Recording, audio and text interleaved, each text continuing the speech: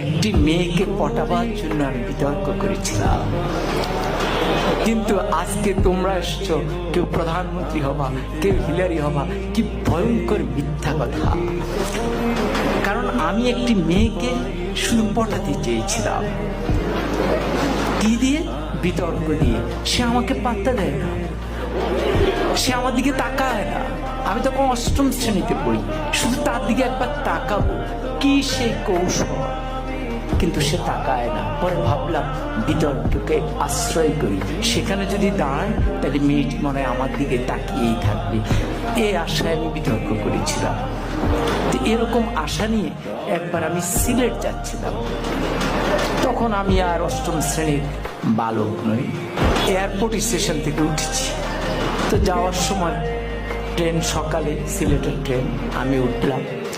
উঠে আমার সিটে গেলাম, দেখি আমার